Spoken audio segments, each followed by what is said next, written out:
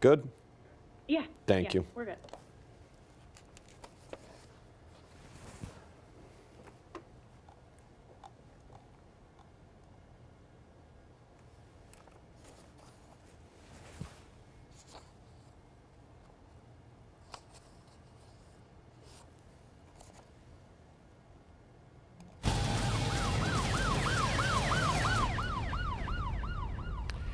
It is the sound that makes fugitives all over Northeast Ohio just a little bit nervous. It is time for Cuyahoga's Most Wanted. Every week we feature 3 fugitives, and we've got a pretty good record here too, working with the Cuyahoga County Sheriff's Department and Crime Stoppers of Cuyahoga County, whether directly or indirectly from being featured here on Cuyahoga's Most Wanted. 70% of the fugitives that are featured end up getting caught, captured, or turn themselves in. Let's bring in, as we do every week, Detective Red Dyer with the Cuyahoga County Sheriff's Department. Detective, how are you today? Fantastic, Dan. Just trying to stay dry. Hopefully the sun comes out here soon. Yeah, another dreary day in Northeast Ohio, but we're getting into the fall season, so we kind of expect that. Let's get to our 3 fugitives this week. We do this every week. We have for a number of years. Even before COVID, we did it for a few years. Why such a need? Why get the word out there? Why put fugitives' names and their criminal histories out there? Well, Dan, as we discuss every week, and as you've already mentioned, we know that this program works. We've seen these numbers, whether directly or indirectly from these tips, these individuals come into custody, which is a wonderful thing. It makes our streets safer. It opens up the potential for a reward for these people while remaining completely anonymous. And I think very important to note that it does get justice for these victims. Yeah, like today, one of our cases is an attempted murder case. Think about that victim that was shot in this case. That person hasn't gotten any justice. That person has to worry about the accused still being out there. So that's why we do this. Let's get these people into a courtroom. They are innocent until proven guilty. But when you're facing an attempted murder charge, why should you be walking the street? You need to be in a courtroom. You need to be in front of a judge facing these charges. With that said, Detective, let's get to our first case. Johnny Knox III, very serious here. What do we know? Well, Dan, there's a lot to unpack here. Johnny Knox III is actually wanted for 4 counts of rape with the Cuyahoga County Sheriff's Department from an incident that's alleged to have occurred in November of 24. He failed to appear for trial in this case, and a warrant was issued for his arrest.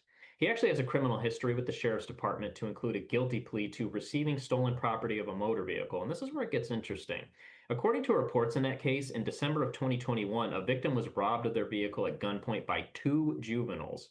Upon arrest, these juveniles stated that Johnny dropped them off in the area, instructing them to carjack the victim. We see this very often where people will get juveniles to commit crimes because they know that juveniles get lighter sentences. Very dangerous. Upon these, additionally, the vehicle actually fled from a traffic stop in December of 2021 and crashed into a pole, causing multiple occupants to flee on foot. And at that time, it was determined through DNA evidence that Johnny was an occupant in that vehicle. He's approximately 5'9" and 186 pounds and was last known to be staying in the 3600 block of East 139th Street in the city of Cleveland. Detective, you brought up the role that juveniles play. We've seen this with the Kia boys. They send out the juveniles to commit the crime of carjacking or stealing a car, and then that car ends up getting used in a more serious crime down the road. That's a pattern that has to stop. They're using our youths to commit these crimes and with no regard for their future. Let's get to our next case of Mark Williams. What do we know? Well, Dan, according to reports, in November of 2024, Mark Williams got into an argument with a victim in a parking lot. At the close of that argument, he then shot the victim and fled the scene. We've seen many such cases where arguments escalate into violence like this. The victim sustained a serious injury from this. Prior to that, in August of 2023, he actually pled guilty to trafficking and drug possession. According to indictments, the drugs in question were psilocin, oxycodone, and cocaine. He actually has a violent criminal history with the Sheriff's Department dating back to 2003 to include unlawful sexual conduct with a minor. According to the sex offender registry, the victim was under 15 years of age. He can be identified by a diamond tattoo on his neck, as well as praying hands on his right arm and a skull head on his left arm. He actually also has a warrant with the Cleveland police for attempted murder. He's approximately 6 foot tall and 240 pounds and was last known to be staying in the 1300 block of Crestline Avenue in the city of Cleveland. We've seen it before, religious tattoos, whether it's a cross or praying hands, clearly very religious. Out there as a sex offender and now an accused attempted murder charge. Very interesting juxtaposition there. Let's get to our third and final case, Red. What do we know about Timothy Bennett? Well, Dan, what we know is that in May of 2023, Mr. Bennett was found to be in possession of fentanyl and cocaine with intent to distribute. So we're talking about dangerous drugs in our streets that we do not want. People do not want them in their neighborhoods. Officers also located a firearm and forged Ohio driver's licenses. And as we see often, dealing drugs is dangerous, so most people will have a firearm. He's actually prohibited from owning that firearm due to his prior felony convictions, however. Failed to appear for court, and a warrant was issued for his arrest in this case. He has a criminal history with the Sheriff's Department dating back to 2008, but he also has warrants with Cleveland Police, Fairview Park, and Westlake Police. He's approximately 5'8" and 228 pounds and was last known to be staying in the 2000 block of West 99th Street in the city of Bedford. Yet another set of fugitives that I'll repeat, we want off our street and into a courtroom. Detective, people get nervous. They don't want to get involved. We hear the stupid phrase, snitches get stitches. That's so dumb. No, snitches clean up their neighborhood. Snitches get justice for people who have been shot in a parking lot. That's what people should be thinking about. But just to protect people, that's why Crime Stoppers of Cuyahoga County works. That's why when people call this tip line, 216-252-7463, they shouldn't worry. Walk us through what happens when people call. Well, Dan, as we discuss every week, we don't record the phone calls, we don't take down your name or any personal identifying information. In fact, every contact we have through you is referenced through an anonymous tip number that we provide to you when you call us, so your information is never exchanged. Think of it like a routing number or tracking number on a package. You are given that tracking number when you make the call.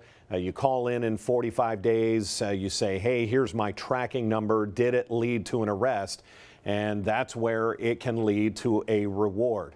Detective, when we start talking about reward money of up to $5,000, you like to remind the public something. That crime doesn't pay, but Crime Stoppers does. Crime Stoppers does pay that reward money that you're eligible for cleaning up your community. Money, a big motivator. Who doesn't need some extra money for simply making an anonymous phone call? That's why this program works. Detective, that's another week, another 3 fugitives that should be just a little nervous, should be out there. Maybe do the right thing. Turn yourself in before a family member has to do it for you. We're going to wrap this up. Detective, let's go out and get them. Been a pleasure. All right, take care. That'll do it for Cuyahoga's Most Wanted. Remember our 11 o'clock news just about 15 minutes away on Cleveland's 43. Then our noon news on Channel 19. Until then, I'm Dan DeRose, and this has been Cuyahoga's Most Wanted.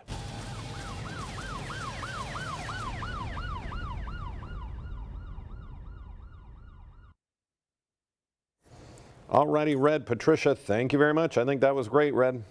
Thank you, Dan. I will hopefully have an updated stat for you for next week. Wow, that would be awesome. Okay? All righty, folks. We'll see you. Have a good one. Bye-bye. Bye.